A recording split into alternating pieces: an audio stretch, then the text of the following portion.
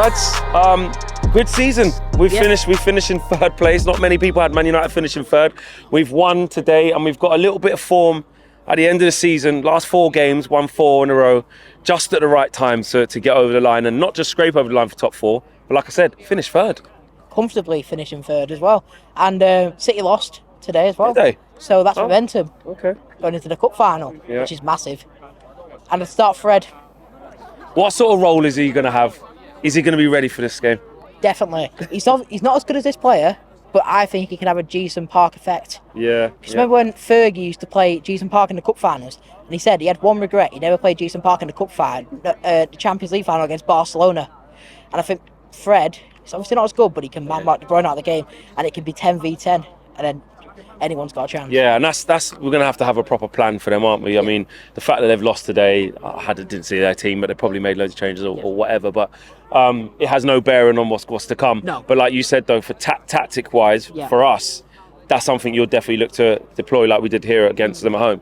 Because we all know City have got a higher quality than us. One thing we can do, which is in our hands, we can play Big Bully FC. And that's what we've got to do. That's the only way we can beat City. Yeah, it is. Because if it's just pure football and we let them get into their groove versus our groove, like you said, it could be a long afternoon. We've got to make it a battle. We've got to make it a fight. We've got to work harder than them and have that intensity. What a crazy season, though. You know, we've had a lot of ups, some bad downs momentarily. You know, with some embarrassing losses, but overall, it's been really positive. Like, at the beginning of the season, I would have taken 5th. I would have taken 5th, like, with no trophies. Like, and the fact that we finished 3rd, we won a trophy. And if Ten Hag's had a brilliant season, but if he beats City, he might be a legend. Can he stop the City treble? Do you know? And it sounds weird saying that, because obviously where Man United should be, which is Champions League winners and Premier League winners, etc., etc. But I get what you're saying in terms of it could be a really, really big moment it will be in history, because it would stop them doing the treble. And not just that, it lays down a marker for seasons to come, saying that we can compete with them for trophies. Yeah, it does. Because one thing going into this, people have us down as the underdogs or not the favourites to win the game, obviously, but 100% a big marker. Who's been your player of the season and why? It's a tough one, It's between 2. Who is it? Casemiro and Martinez. Like, Casemiro's been a revelation in the midfield, but Martinez, he's so good. Like, he's the butcher of Manchester, isn't he? So butcher of Manchester. Yeah, he has been amazing. And actually, Casemiro. Are you gonna why just Casemiro? What's been just the difference? I know how close it is for you. Scoring big goals. Yes. In the cup final, Chelsea, Bournemouth, and then he controlled the game for us today.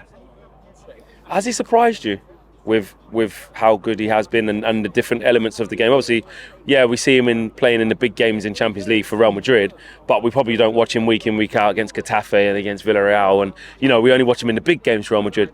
Now you've been able to see him week in, week out. Has he surprised you? Definitely. Because I think I said it last time, he's never shot me as a destroyer, but it's everything he does as well as that. Like, the way he carries himself, he's so professional, he's got an aura about him, he can score big goals, he can score goals as well, and he creates chances. Like Casemiro, he has shots every game, doesn't he?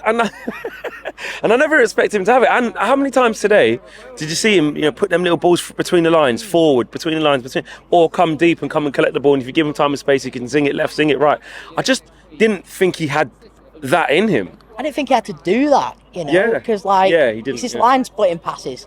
Like, he always used to just pass it 5 yards to Modric or Cruz, because they would do it, but now he has to do that. I could do it if you want.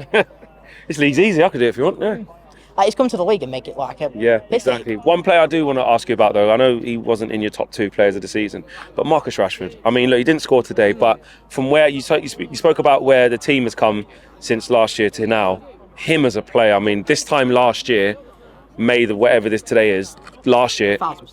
Unbelievable what he's done to turn it around. He's definitely up there. Yeah. But I think the impact of Casemiro and Martinez just about gets over him. Because they've changed the way we play, haven't they? Yeah. Like, they're so crucial. But how proud are you of Marcus Rashford to do what he's done? Very proud of him. But he's got to do it again next season. That's the key. Because, obviously, you've got to give him the new contract, but we can't kid ourselves. Real Madrid will be after him on a free. PSG, Barcelona, and they will give him 400, 500 grand a week. I don't mind giving him that if he's going to score 20, 30 goals every season. If he's not going to do that, yeah, then, he's not going anywhere, is he? Sure. No, he's not going to do that. It depends how much money he demands as well. That's the key. Because obviously Ten Hag bought the Ronaldo rule, didn't he? Yeah, I think it's pretty safe to say that he's not going anywhere. And who was your man of the match today as well? Lindelof. What's been the change in him? He's a new man. It's like Wan-Bissaka, new man. I don't know what fish Ten Hag's feeding him, but keep it up. Might not be fish, it might be something else. I don't know what it is, but yeah, he's just been really calm on the ball. He just knows what he wants to do with it.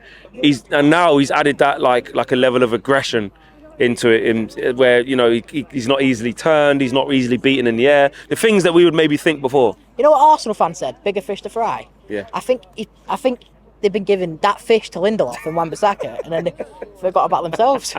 Yeah, I hear you on that. I definitely do. And I was going to say Eric Ten Hag. To finish off, how happy are you with what he's done this year and him individually? Well, confident about the club. Like whatever happens with the ownership, I think we'll be successful with him.